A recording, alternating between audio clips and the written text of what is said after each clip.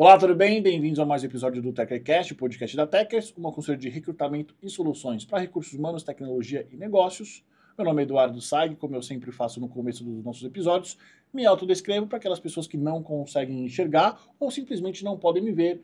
Uma audiência significativa do nosso programa acontece no Spotify pelo modo só de áudio. Bom, sou um homem branco, cis hétero, tenho um cabelo curto, uma barba curta também, um óculos de grau preto, uma tatuagem grande no braço direito preta e branca, uma tatuagem a fazer, a colorir no braço esquerdo, uma camisa curta, branca.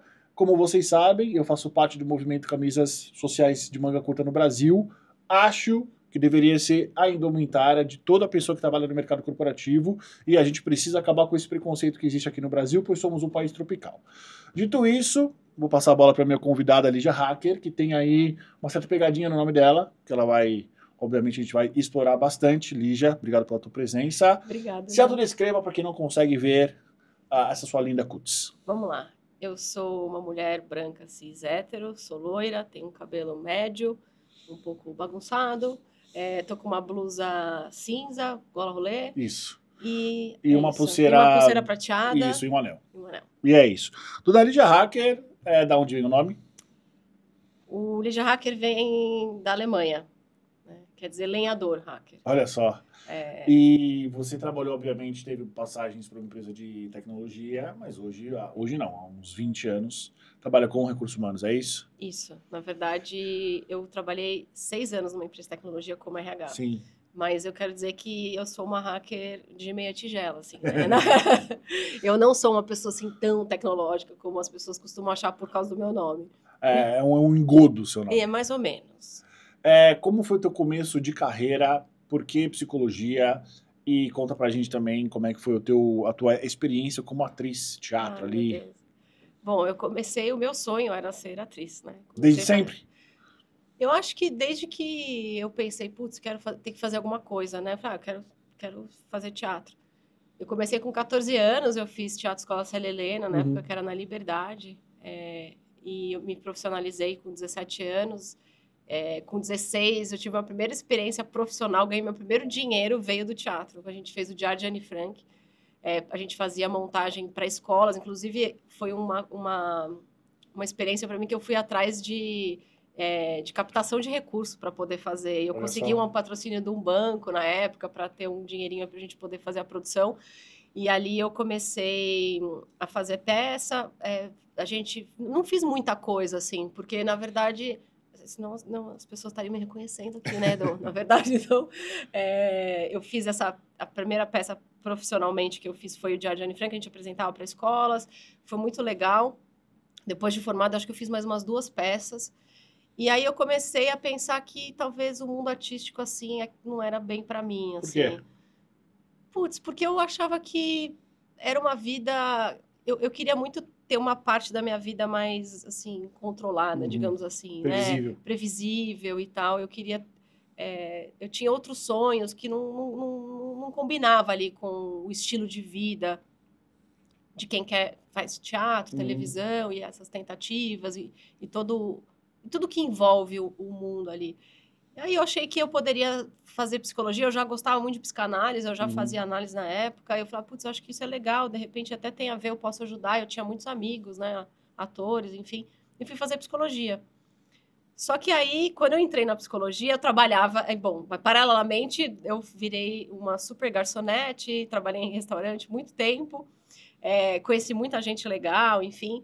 E quando eu entrei na faculdade de psicologia, eu trabalhava em restaurante, e uma amiga minha do teatro, ela é sobrinha da Vicky Bloch, e ela me indicou para fazer um estágio de férias com a Vicky, na DBM.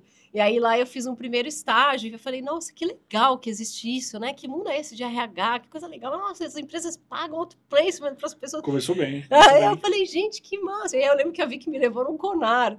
E eu falava, gente, mas a Vicky é muito famosa, né? O pessoal conhece.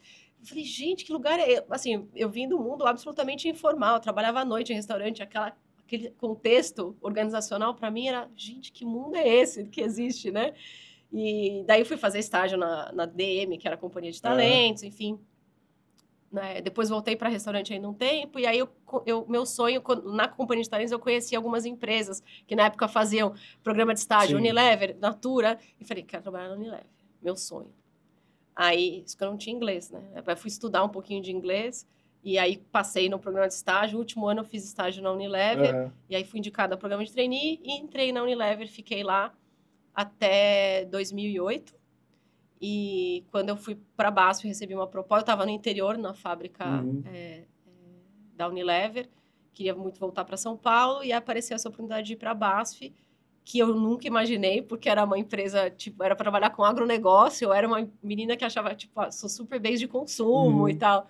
E foi super legal, assim, né? Um outro universo, assim. Fui muito feliz, assim. Foram quase 9 anos no agronegócio, cuidando da América Latina. Então, foi uma experiência muito rica, a BASF, assim. Foi onde tudo aconteceu, de fato, assim, eu acho. Só que aí eu tive meus filhos, e aí comecei a viajar muito, dilemas, o mundo não estava tão aberto a flexibilidades naquela época. Trabalho remoto não quase existia. Não existia, né? E aí eu falei, vou dar uma pausa aqui, quero... Período sabático. Eu quero dar uma... Eu tava com meus filhos, assim, eu tive meu primeiro filho, voltei 6 meses depois, eu engravidei da minha filha, né? Então, são bem próximos. Eu falei, quero dar uma pensada. E aí, dei esse tempo, fiz um curso de empreendedorismo social, que para mim foi muito, muito importante, porque lá eu tive contato com outros contextos organizacionais que me fascinaram. E a Vagas era um case que estava lá, nesse contexto. E eu falei, quero trabalhar numa empresa diferente, assim, quero conhecer algo diferente. E aí, consegui essa... E você conseguiu trabalhar no Vagas de uma certa maneira remoto, né? Você começou a trabalhar remoto. Né? Eu trabalhei 1 ano lá, presencial, assim, que na verdade já existia trabalho remoto no Vagas, só que a gente estava testando outras coisas naquele momento. Isso foi antes da pandemia, né? Então, o nosso CFO, na época, estava morando em Barcelona, e aí surgiu a oportunidade de eu ir morar na Alemanha. A gente estava fazendo um projeto muito legal na construção do marketplace naquela época, muita coisa acontecendo na Europa. A Vagas, ela é muito conhecida fora do Brasil, assim, o case, assim, o case da Vagas, o Mário ganhou prêmio, assim, então é muito... A gente recebeu o Mário aqui ano passado, se não me falha a memória, depois eu vou deixar por aqui em cima o link. É um visionário, né? Total.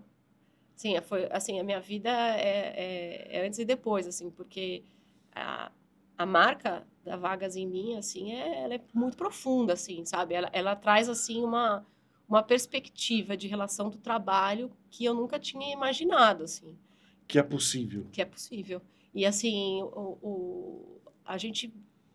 Acho que a proposta, né, o modelo organizacional da Vagas é muito incrível, assim, né? A gente sabe que tem prós e contras, bom, tudo não terás, né? É o lema da minha vida, enfim, mas eu acho que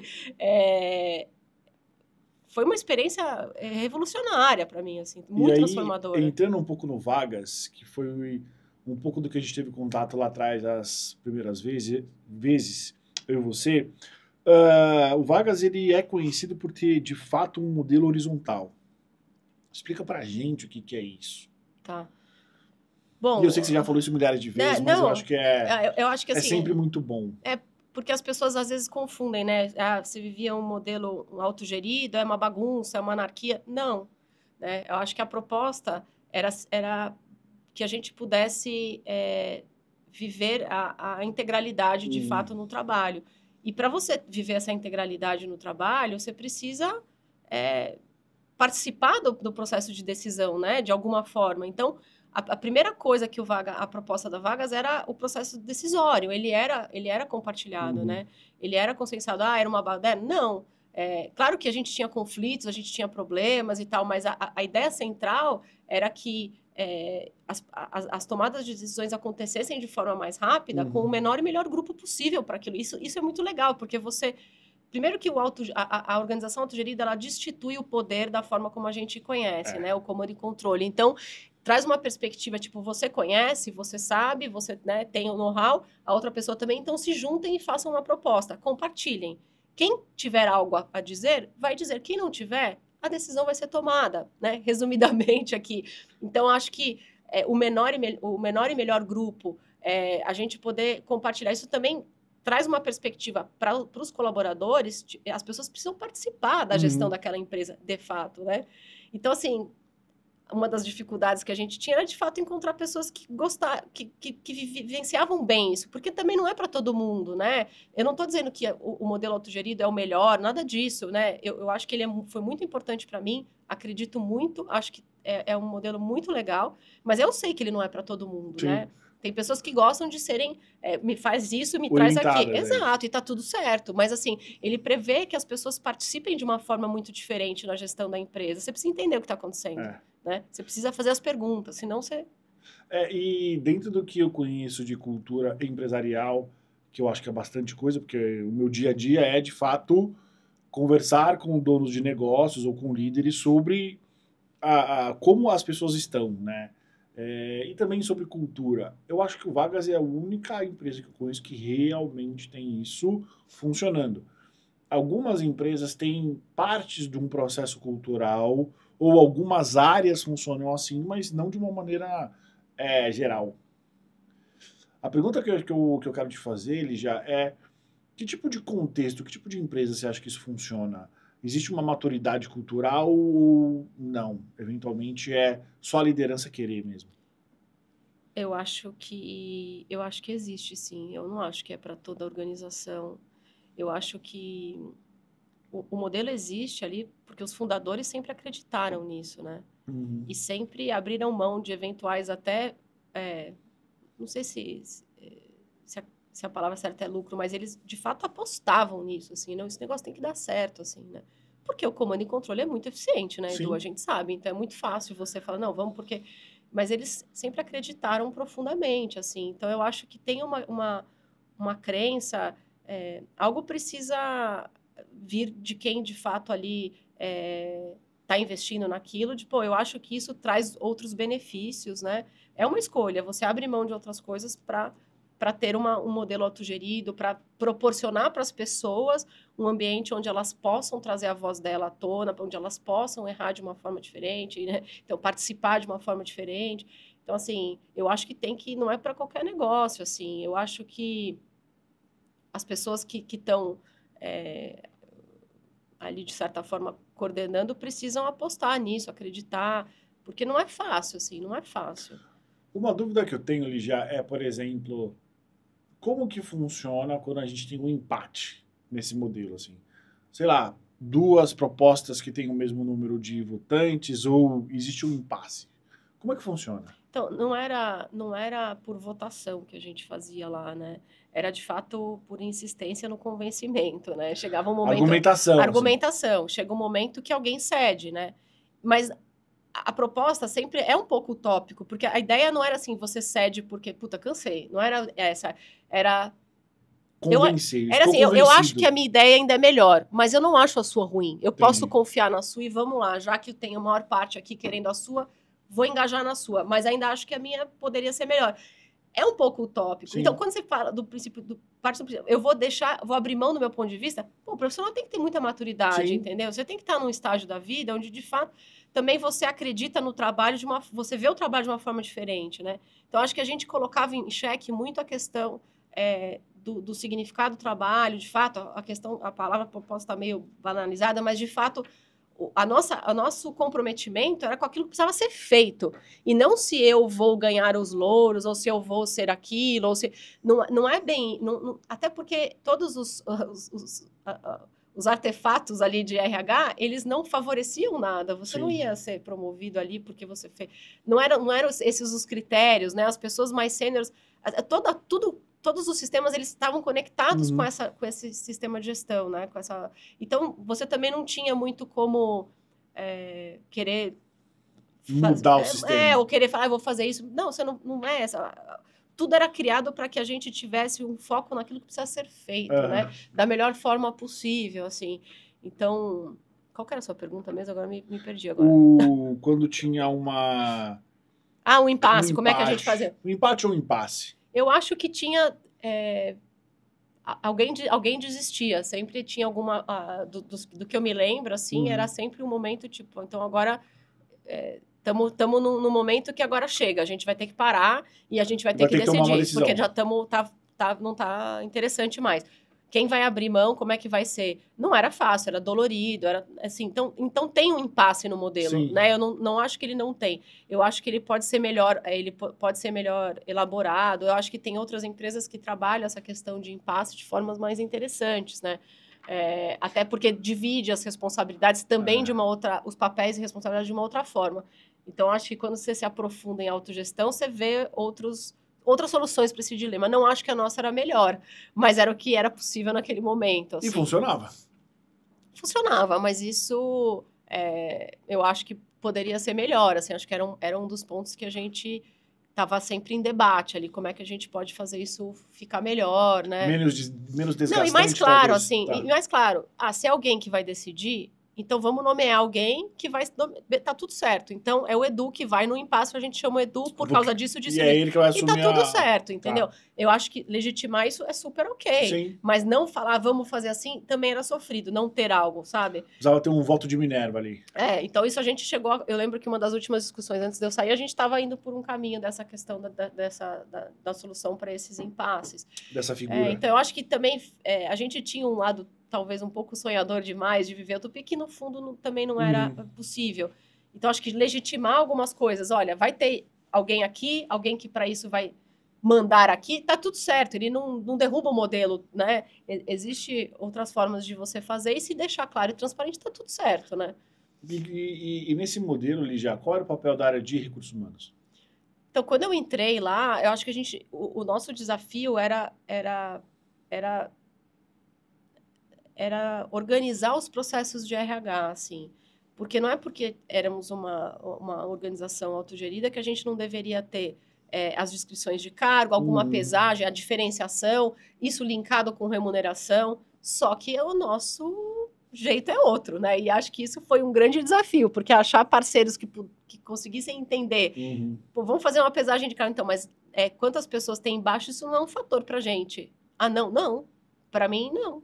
Eu não tenho essa liderança, quantas pessoas. Eu tenho que ter uma questão de quanto a pessoa ensina, eu tenho que ter uma dimensão de complexidade, que é quanto ele aprende, o quanto ele ensina. Muito mais voltado para soft skills, talvez? Com certeza. Talvez mais do que o normal. Com certeza, mas assim, o ponto eu até tenho como quantificar pelo background dessa pessoa, assim, e o quanto de fato ela coloca em prática o que ela sabe, a capacidade dela de ensinar. Pra gente era mais valoroso do que quantas pessoas formalmente ela tinha embaixo, né?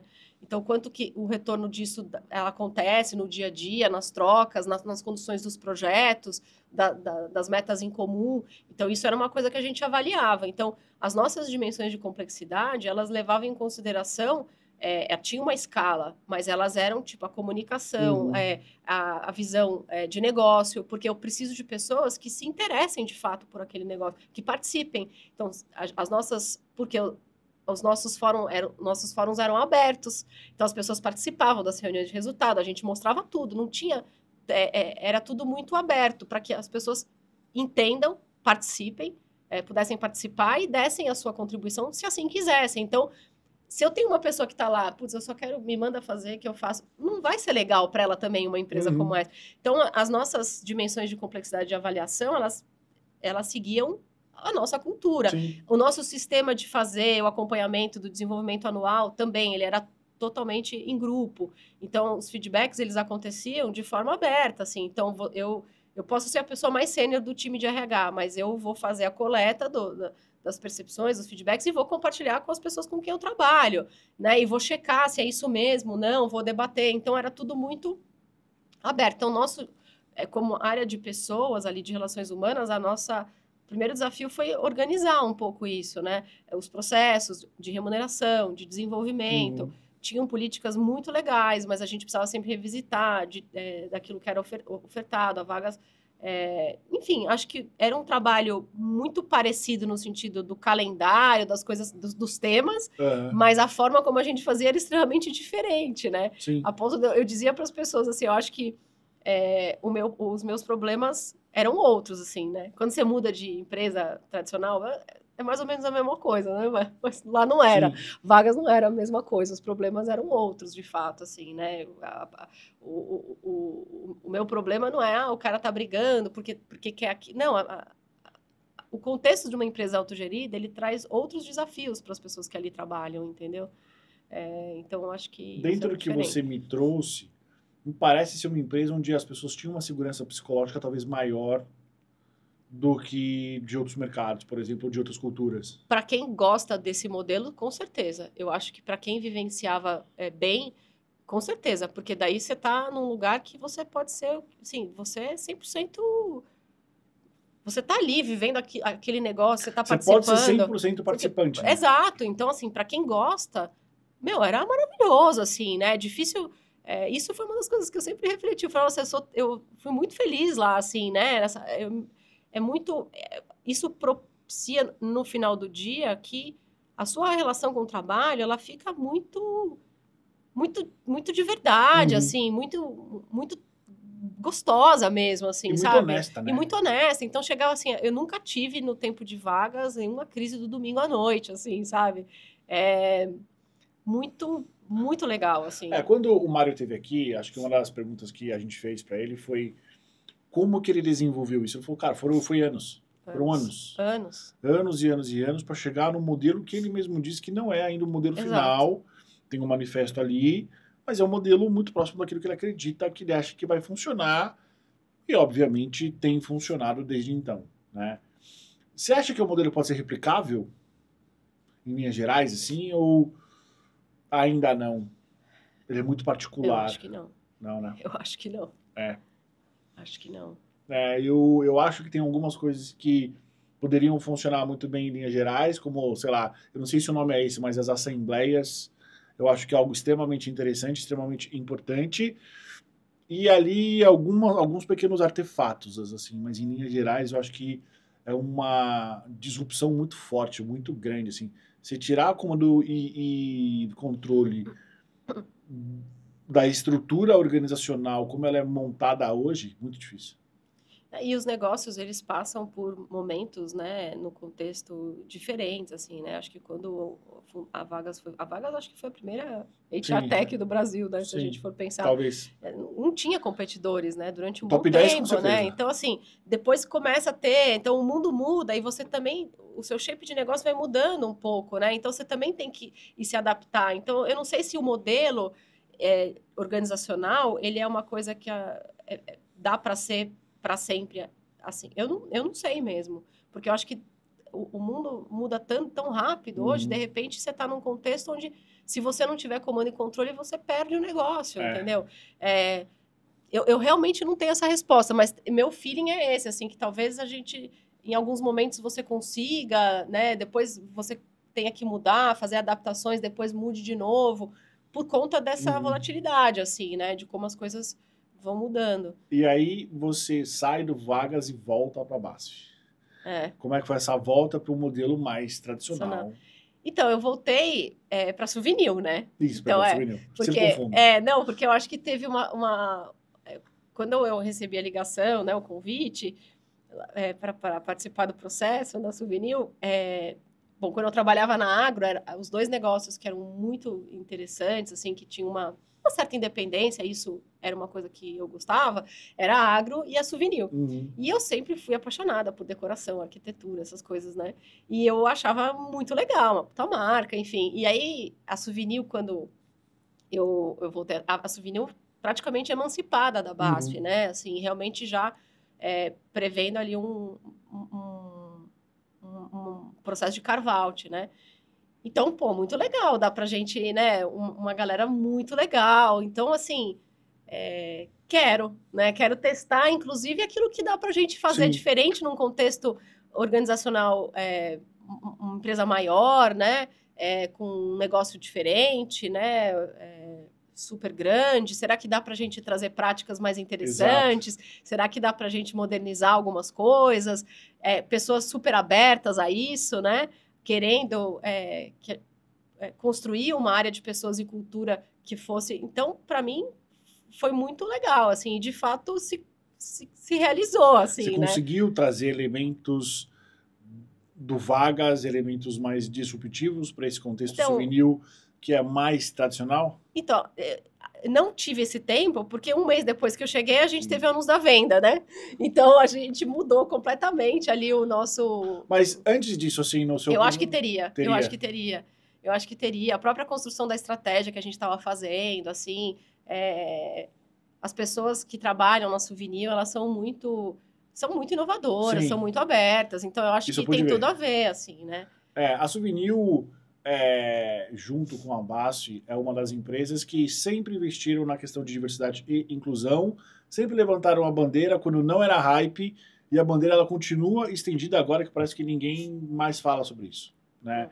Então, sempre foi um dos temas que mostrou que é uma empresa que, mesmo estando num segmento tradicional, tem os seus valores muito, muito claros, né? Sim. Então, assim, quando a gente teve esse anúncio da venda, eu acho que ali teve uma mudança. Beleza, eu não vou fazer aquilo que a gente achou que iria fazer, mas a gente tem uma oportunidade super legal aqui, né? Então, eu acho que não foi exatamente o que estava planejado, mas foi muito legal, né? Com certeza. Foi muito legal. E aí, conta um pouco deste momento que todo mundo sabe hoje em dia, né? Compra da Souvenir pela Sherwin Williams. Como é que você recebeu essa notícia e quais os desafios de você fazer parte dessa união, essa fusão, né? Chamo de fusão, união, qual é o nome técnico para isso? Na verdade, a Sherwin Williams comprou a Souvenir, fez essa aquisição, e agora a gente está justamente nesse processo de integração, né? Das duas empresas aqui no Brasil. A Souvenir é uma marca local, é a líder de mercado aqui, a Sherwin Williams é a maior empresa de tintas do mundo, e a gente teve o nosso Day One semana passada, né? Bom. Então, quando a gente teve o anúncio da venda, para mim, Edu, foi muito assim, eu vi as pessoas, assim, da Souvenir, a gente já sabia, assim, de certa forma, assim, sempre, desde que eu entrei a primeira vez na BASF, né? Agronegócio um dia vai ser vendido, Souvenir vai ser vendido, sempre teve esse buchicho no mercado, porque são negócios muito diferentes do que, de fato, a BASF, o core da BASF, assim, né? Mas a hora que você escuta, é fato agora, né? E eu fiquei assim, gente, a gente precisa cuidar dessas pessoas mesmo, assim, a galera não pode desanimar, porque, eles são muito bons, eles são foda, assim, tipo, não pode deixar o negócio cair, assim, né? A gente, vai ser muito bom, porque estar junto com uma empresa que é só uma empresa de tintas é muito legal, é muito poderoso. Então, assim, e como eu não tava com aquela carga toda, não trabalhei na Souvenir antes, né? E eu já fazia tempo que eu tinha saído da BASF também. Então, eu acho não tinha aquela ligação. Não, e aí então eu tava assim, gente, não, vamos virar isso, assim, né? Vamos aproveitar esse tempo, né? Vamos aproveitar o que é esse do dia, vamos aproveitar o que a vida oferece, né? Que esse é um outro dos meus lemas. Aproveitar tudo que a vida te oferecer, assim. Então vamos aproveitar. E aí acho que, junto com o time, a gente pensou como é que a gente faz, o que a gente pode fazer para conectar de novo as pessoas com as suas histórias aqui, para que elas entendam que isso só está acontecendo por causa delas, porque elas são muito legais, muito boas e fizeram esse negócio acontecer. E agora esse negócio é valioso, né? Muita gente querendo comprar, então vamos fazer isso acontecer, né? É interessante você trazer isso, porque eu pude contribuir de uma certa maneira e eu fiquei espantado quantas pessoas trabalham na Souvenir há mais de 20 anos completamente apaixonadas pela empresa ainda. Então, se não me falha a memória, eu tive contato com provavelmente as pessoas que tinham mais tempo de casa. Uma senhora que era como se fosse uma química, 27 anos de casa, acho que era o Marcos, 33, e mais uma pessoa com 35 anos de casa. Com brilho no olho ainda.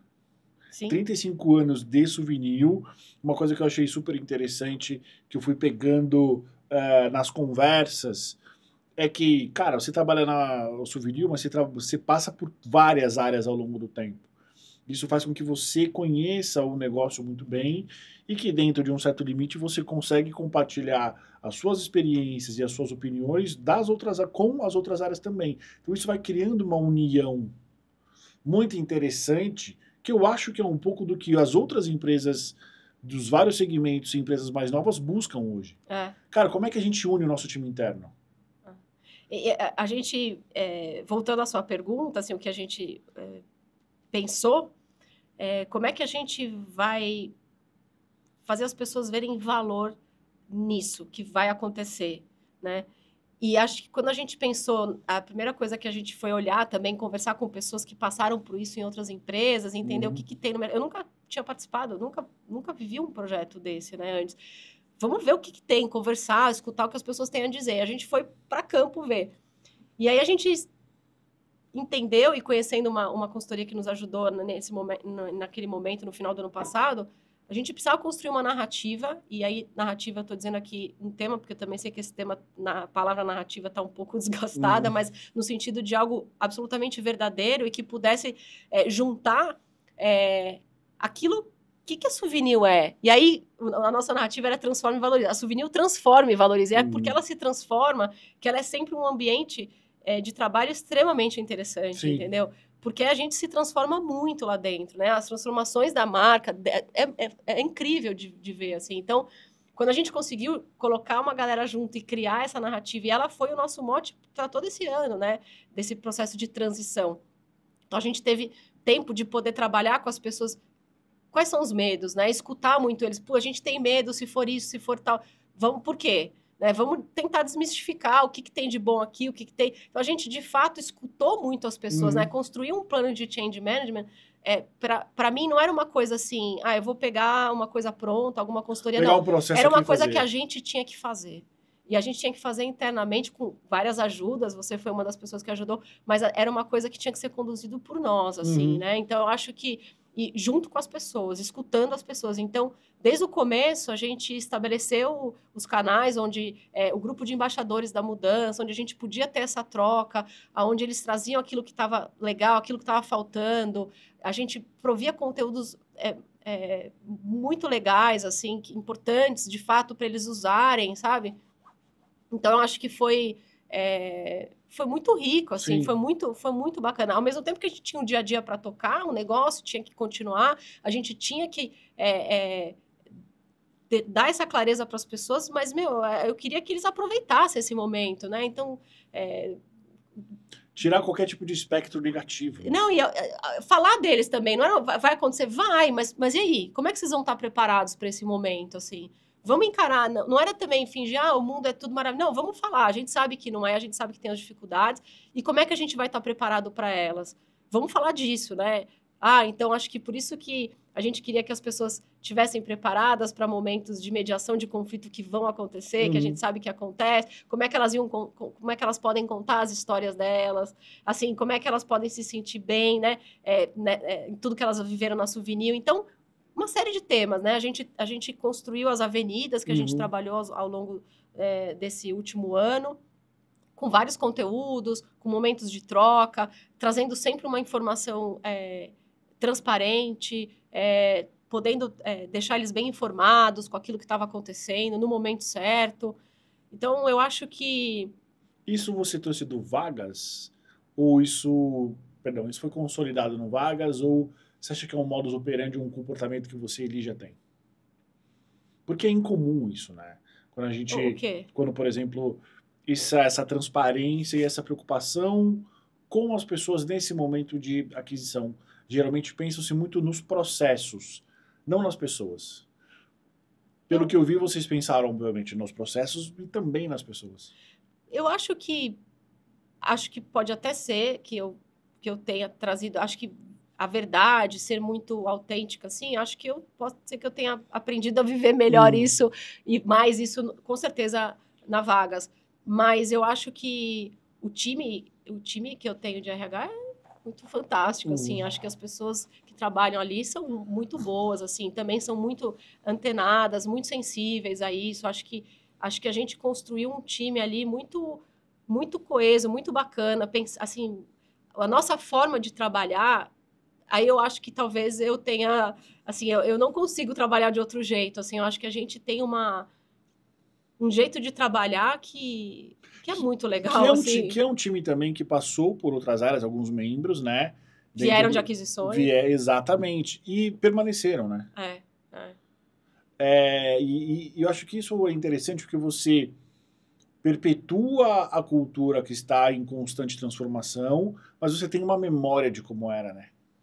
Acho que isso é importante, esse registro mental de como era e de como foi o desenvolvimento dos ritos internos até chegar no hoje, né? Sim, acho que as pessoas do time, quando você fala, acho que talvez eu traga uma proposta de ambiente de trabalho, Uhum. mas eu acho que a construção foi muito conjunta, assim, tudo que a gente fez, assim, foi muito foi muito legal, assim, né? Porque são pessoas muito diferentes, com Sim. experiências diferentes, mais fábrica, mais aqui, mais ali, de negócio, que vieram de outro.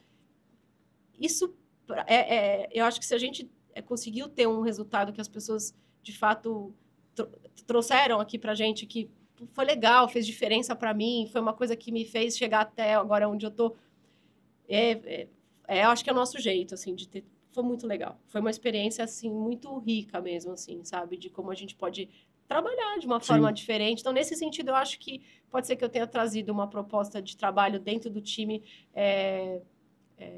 que eu acho que tem a ver com o que eu vivi na Vagas, que é o jeito que eu, no fundo, talvez acredito mesmo, sabe, Edu? Assim, essa coisa de... eu não tenho muito... Quando a gente tá ali trabalhando, essa coisa, eu tenho que fazer... Não, é muito... Porque as organizações, elas trazem, né, esse chamado de você ter que trazer ali o... Não sei se é o crachá, mas uma certa... A gente não trabalha muito assim, sabe? Eu acho que não foi o nosso jeito. Foi um trabalho muito gostoso de fazer, assim, né? De escutar as pessoas, delas poderem participar também. Então, acho que a gente vivenciou um pouquinho, assim, do que seria um ambiente um pouquinho mais disruptivo, um pouquinho diferente, assim, né? Dentro do que vocês ouviram, quais eram os principais medos, além do óbvio do possível desligamento? Tinha coisas além disso? Eu acho que, na verdade, o que vem de medo, assim, de forma geral, acho que as pessoas têm tanto amor para a marca, pela marca, né? A gente fala muito que a gente tem a energia laranja, né? Que nos move. Eu acho que traz essa questão da energia laranja. Assim, eu vou perder a energia laranja. Agora a gente está vendo que não, né?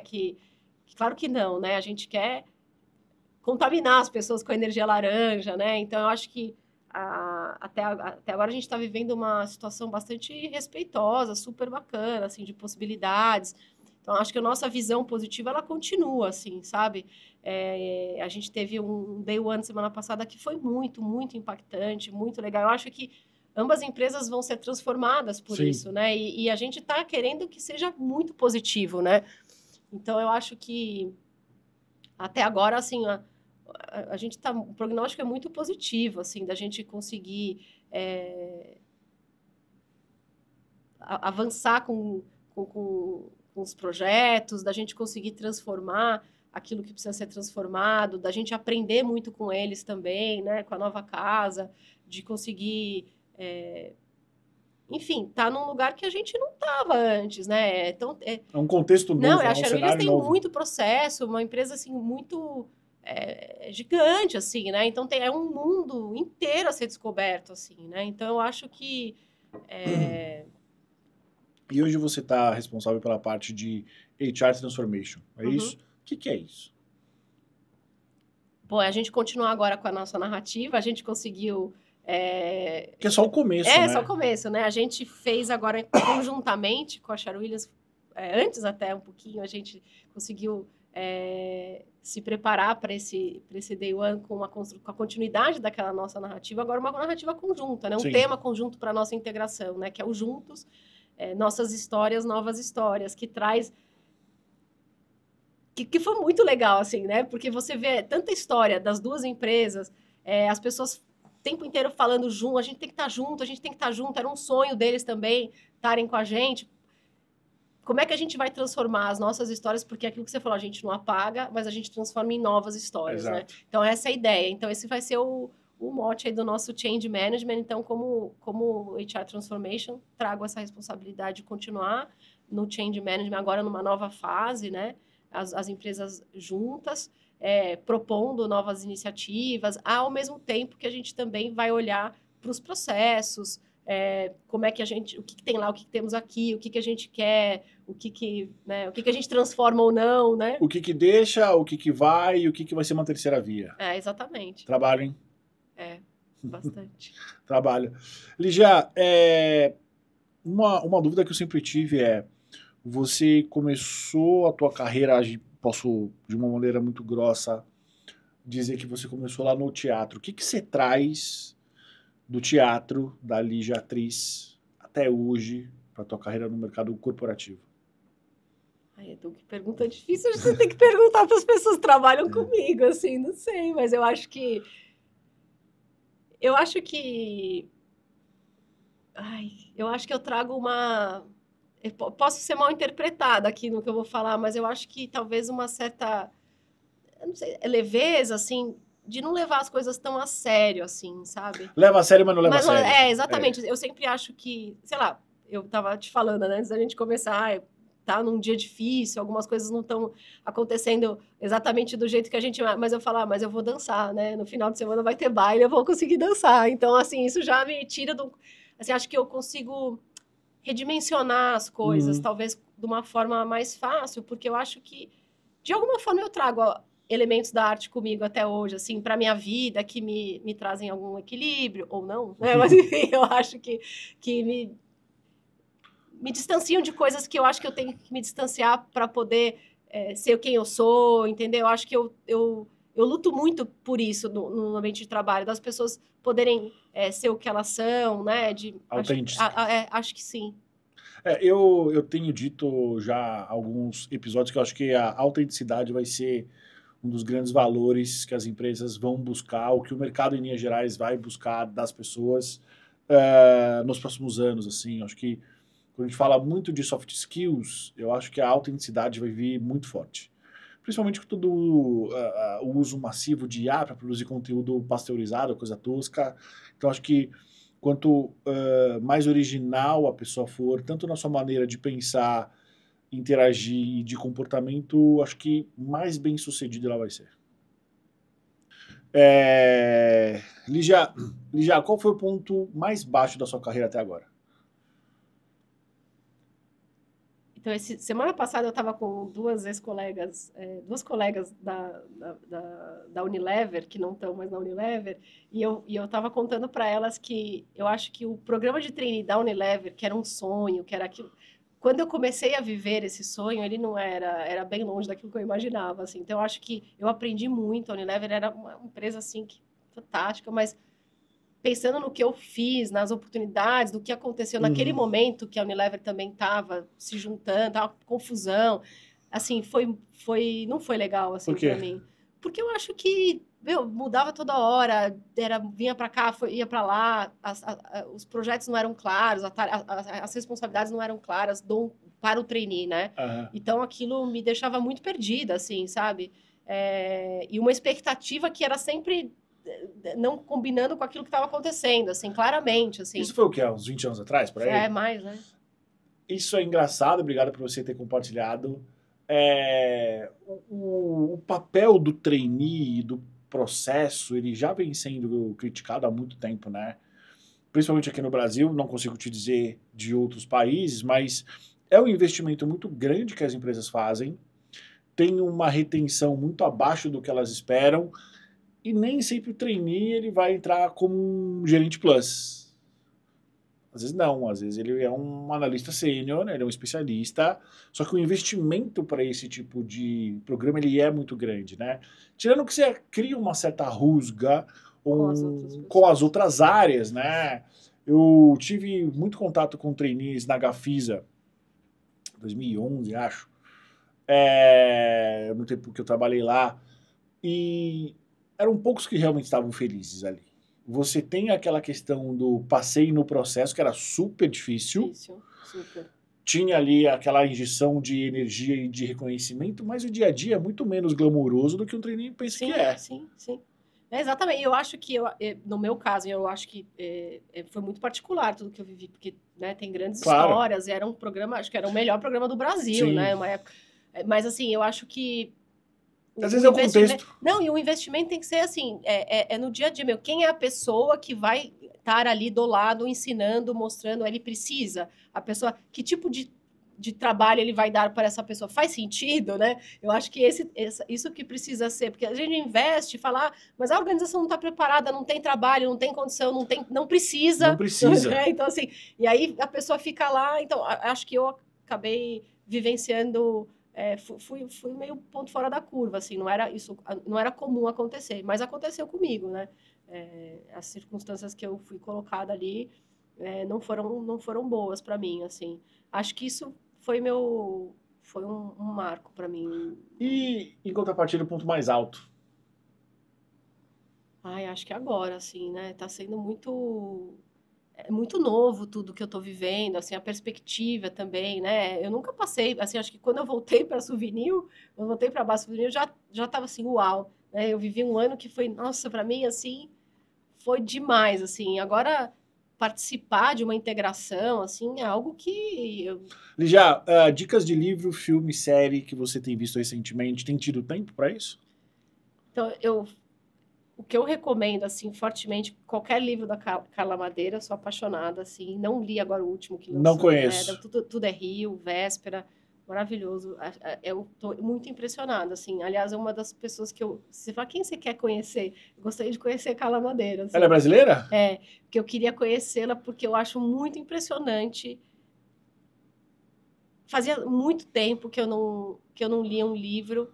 Assim, todos os livros são os 3 livros que eu li dela, eu chorei em todos, assim, e eu ficava assim, como é que a pessoa acorda, vou escrever, vou escrever uma história, e o jeito que ela escreve, o português que ela emprega, é uma coisa assim, essa mulher é um fenômeno, assim, ela deveria entrar para os livros que a gente é obrigado a ler na escola, tipo, sabe, o Cortiço, essas coisas, a gente deveria ler Carla Madeira, assim, porque, assim, é muito impressionante, assim, então... É o quê? Romance? Não é. Crônicas do dia a dia? Não, é uma ficção, assim. Histórias profundas Muito bom. E é muito fantástico, assim. Algo mais em termos de série? Então, série eu não série, ando, filme? então eu não consigo porque eu durmo. É mesmo? Eu começo Sempre assim... foi assim ou é o cansaço? Não, eu sempre...